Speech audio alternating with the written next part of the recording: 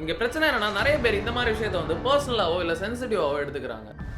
They do have the clarity. அதை வந்து நெகட்டிவா கமெண்ட் போடுறவங்க தான் ஆக்சுவலா ஜோக்கர்ஸ் ஆயிட்டு இருக்காங்க.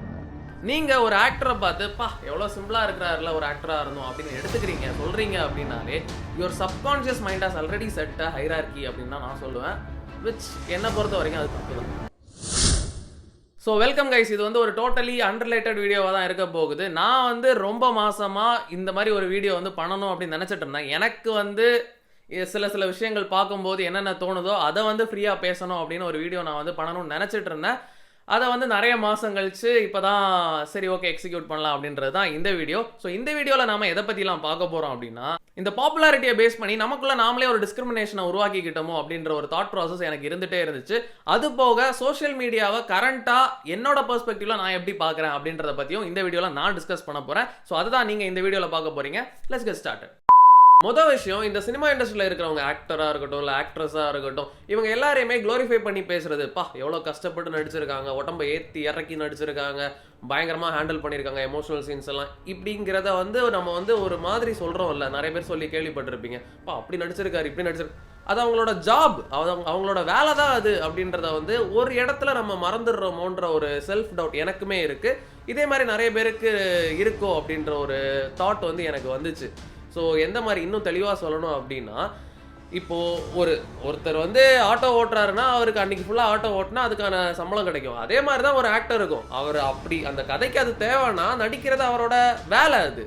ஸோ அதை வந்து க்ளோரிஃபை பண்ணக்கூடாது அப்படின்றது என்னோட தாட் ப்ராசஸாக இருக்குது. இன்னொரு விஷயம் பார்த்தீங்கன்னா, நான்லாம் ஸ்கூல் படிக்கும்போது பார்த்தீங்கன்னா டாக்டர்ஸ் இல்லை பெரிய பெரிய என்ஜினியர்ஸ் இல்லை ஐஏஎஸ் ஆஃபீஸர்ஸ் இவங்க எல்லாரையுமே சீஃப் கெஸ்ட்டாக கூட்டிகிட்டு வருவாங்க. அவங்களும் ஏதாவது பேசுவாங்க, அவங்க எவ்வளோ கஷ்டப்பட்டு படித்தாங்க அப்படி இப்படின்லாம் சொல்லுவாங்க. ஸோ அஃப்கோர்ஸ் நானுமே அந்த காலகட்டத்திலலாம் அதெல்லாம் காது கொடுத்து கேட்டேனா, no, to be honest no தான். பட் இப்போ வந்து அந்த கல்ச்சரே அப்படியே மாறிடுச்சு. இப்போ வந்து நோன் ஃபேஸஸை கூட்டிகிட்டு வந்தால் தான் எல்லாருமே என்ஜாய் பண்ணுறாங்க அப்படின்றதுக்காக இன்ஸ்டாகிராம் இன்ஃப்ளூயன்சர்ஸாக இருக்கட்டும் இல்லை ஆக்டர்ஸாக இருக்கட்டும் ஆக்ட்ரஸாக இருக்கட்டும், ஸோ இந்த மாதிரி எல்லாரையும் கூட்டிகிட்டு வரும்போது இது வந்து ஆப்வியஸ்லி எல்லாரும் என்ஜாய் பண்ணுறாங்க, என்டர்டெயின்மெண்ட் பர்பஸுக்கு இது எல்லாமே fine, super. But what influence are you creating on students அப்படின்ற ஒரு கான்செப்ட் இருக்குல்ல. ஸோ இப்போ வந்து ஒரு 14-15 இயர்ஸ் ஆஃப் ஏஜில் இருக்கிற பீப்புள் வந்து ஓகே பாப்புலாரிட்டி தான் எல்லாமே, நீங்கள் வந்து இன்ஸ்டாவில் ஏதாவது போட்டு இல்லை யூடியூப்ல ஏதாவது போட்டு இல்லை ஏதாவது ஒரு இண்டஸ்ட்ரி மூலமாக நீங்கள் வந்து பாப்புலாரிட்டி ரீச் பண்ணிட்டீங்க அப்படின்னா அதுதான் இங்கே எல்லாருக்குமே வந்து ஒரு ஹைரார்கியை கொடுக்குது அப்படின்ற ஒரு தாட் வந்து எல்லாருக்கும் உருவாகுதோ உள்ளால அப்படின்றத என் பாயிண்ட் ஆஃப் வியூவாக இருக்குது. இதை நான் ஏன் சொல்கிறேன்னா, இந்த கண்டென்ட் கிரியேட்டர்ஸ் அப்படின்னு இருக்கிறவங்க ஒரு இந்த யூடியூப் மூலமாக ஏர்ன் பண்ணலாம் இல்லை இன்ஸ்டாகிராம் மூலமாக ஏர்ன் பண்ணலாம் அப்படின்னு தெரியறதுக்கு முன்னாடியே வந்து அவங்க எல்லாருமே ஏதாவது ஒரு விஷயத்த ஷேர் பண்ணலாம் அப்படின்ற ஒரு கான்செப்டுக்காக தான் இதுக்குள்ளால வந்திருப்பாங்க. சரி, ஏதாவது ஒரு தெரியாத விஷயத்த சொல்லலாம் இல்லை மக்களை என்டர்டெயின் பண்ணலாம், அந்த மாதிரி தான் உள்ளே வந்திருப்பாங்க. பட் இப்போ வந்து ஓகே இதில் ஏதாவது போட்டால் பாப்புலர் ஆயிடலாம் அப்படின்றதுக்காக நிறைய பேர் இந்த மீடியமை வந்து யூஸ் பண்ணுறாங்களோ அப்படின்னு எனக்குமே தோணுது. அதுதான் நடக்கவும் செய்யுது. இப்போ நான் சொல்ல போகிற விஷயத்த எல்லாரும் எப்படி ரிசீவ் பண்ணுவாங்கன்னு எனக்கு சுத்தமாக ஐடியா இல்லை. பட் இருந்தாலும் நான் பேசணும்னு நினைக்கிறேன். ஸோ இப்போது ஒரு சோஷியல் இஷ்யூ, ஒரு ரொம்பவே சென்சிட்டிவான ஒரு நடக்கக்கூடாத ஒரு சோஷியல் இஷ்யூ நடக்குது அப்படின்றப்ப இங்கே இது வந்து மேல் சாவனிசம் ஃபெமினிசம் இது எல்லாத்தையும் ஓரமாக வச்சுட்டு நீங்கள் யோசிங்க.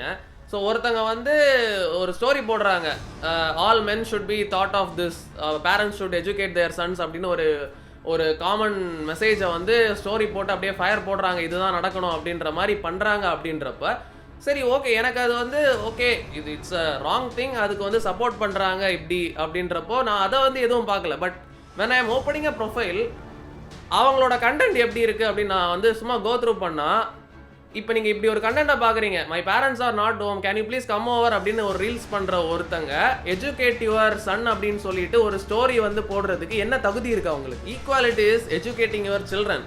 இங்கே வந்து நீங்கள் வந்து ஜென்டரைஸே பண்ணக்கூடாது. சில்ட்ரன் வந்து சில்ட்ரன் தான், அது ஆணாக இருந்தாலும் சரி பெண்ணாக இருந்தாலும் சரி, சில்ட்ரன்ஸ் ஆர் சில்ட்ரன். நீங்கள் என்னென்ன எஜுகேஷன் அவங்க ரெண்டு பேருக்கும் நீங்கள் வந்து ஸ்பெசிஃபிக்காக கொடுக்கணுமோ அதை நீங்கள் வந்து கொடுத்து தான் ஆகணும். இதை வந்து நீங்கள் ஜென்ரலைஸ் பண்ணவே கூடாது. நெக்ஸ்ட் திங், ஒரு ஆடியோ லான்ச்சில் ஒருத்தர் வந்து நான் வந்து இத்தனை கோடி ரூபாய்க்கு ஒரு வீடு இந்த இடத்துல வாங்கணும்னு நினச்சேன், அதை வாங்கிட்டேன்டா அப்படின்னு சொல்லிட்டு மாசா ஒரு ஸ்பீச் கொடுக்குறாரு. அதுக்கு சொந்த வீடே இல்லாத ஒருத்தன் 5000 ரூபாய் கொடுத்து அந்த ஆடியோ லான்ச் ஃபங்க்ஷனுக்கு டிக்கெட் வாங்கி உள்ளே வந்து உட்காந்து விசில் அடிக்கிறான் அப்படின்னா அதுக்கு பேர் இன்ஸ்பிரேஷன் கிடையாது. நீங்க இன்ஸ்பயர் ஆகல அவங்க கிட்ட இருந்து. இன்ஸ்பிரேஷன்ன்றது ஒருத்தவங்களோட லைஃப் ஸ்டைல்ல இருந்து நீங்க ஏதாவது ஒரு பார்ட்டை எடுத்து உங்க கூட ரிலேட் பண்ணி அதுக்கேற்ற மாதிரி நீங்க உங்களை ஒர்க் பண்றீங்க அப்படின்னா அதை நீங்க இன்ஸ்பயர்டுன்னு சொல்லலாம்.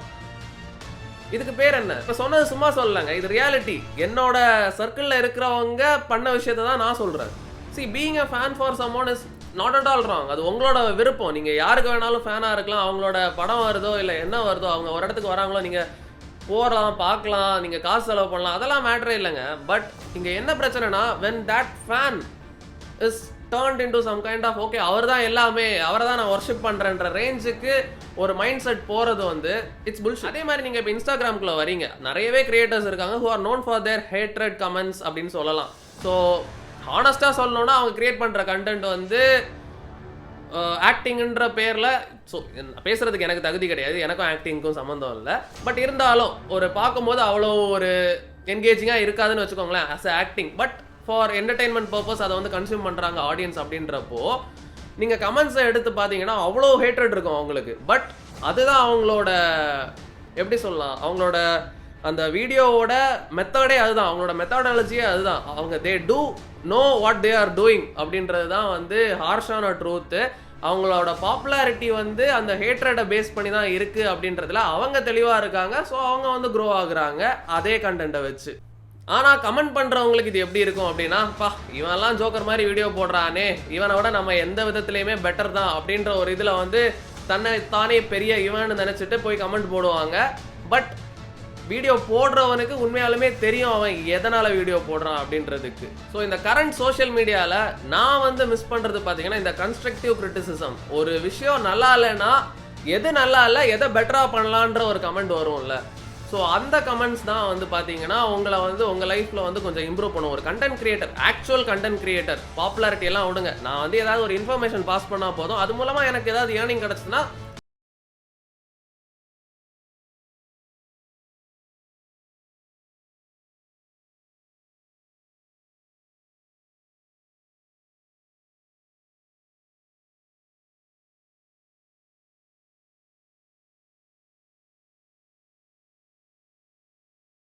நீங்க பார்க்கலாம். அப்படின்னா ஒரு மூவி ரிலீஸ் ஆச்சுன்னா நீங்க வந்து வெறும் இன்ஸ்டாகிராம்ல ஓபன் பண்ணா அந்த மூவியை பத்தி கழுவி ஊத்திருந்தாலும் உங்களுக்கு அது உண்மையானு தெரியாது, அதை வந்து புகழ்ந்திருந்தாலுமே அது உண்மையானு தெரியாது. பிகாஸ் எது இங்க வந்து பெய்டு ப்ரொமோஷன், எது வந்து ஹானஸ்டா சொல்றாங்க அப்படின்ற ஒரு கிளாரிட்டியே இல்லாத அளவுக்கு கரண்ட் சோஷியல் மீடியா இருக்கு. இன்னொரு சைடு பாத்தீங்கன்னா இந்த இன்டர்வியூஸ், யாராச்சும் பாப்புலர் ஆகட்டும் இன்ஸ்டாகிராம்ல, அவ்வளவுதான் அப்படியே தூக்கிட்டு வந்து யூடியூப்ல ஏதோ ஒரு சேனல், அந்த சேனல்ல கண்டிப்பா அவங்கள வச்சு இன்டர்வியூ போட்டா அதை வந்து மக்கள்